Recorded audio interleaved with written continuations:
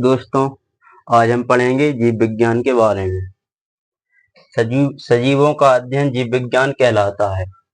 जीव विज्ञान के जनक किसको कहते हैं? हम अरस्तु को।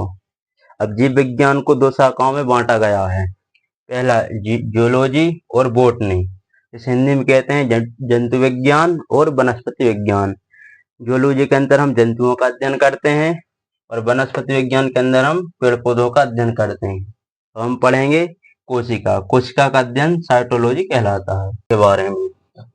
कोशिका के अध्ययन को हम बोलते हैं साइटोलॉजी, हिंदी में बोलते हैं कोशिका विज्ञान। सर्वप्रथम कोशिका की खोज 1665 में रॉबर्ट हुक ने की। इन्हें कोशिका विज्ञान के जनक भी कहते हैं।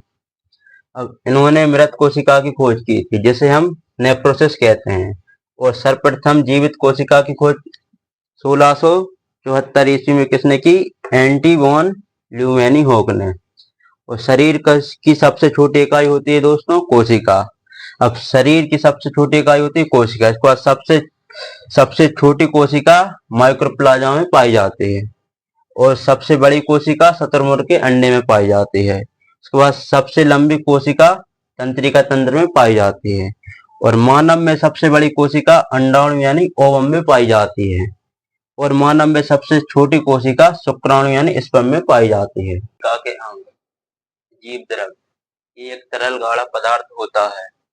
इसमें 80% भाग जल का बना होता है। इसकी खोज की किसने? पुरकंजे ने। यह दो प्रकार का होता है, कोशिका द्रव और केंद्रिका द्रव।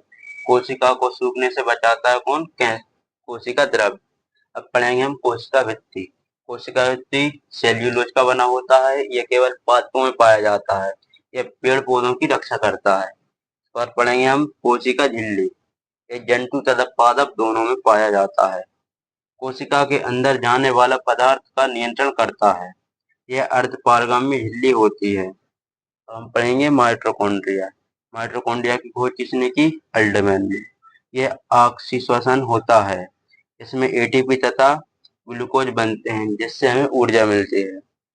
यह कोशिका का पावर हाउस या शक्ति गृह के नाम से भी जाना जाता है।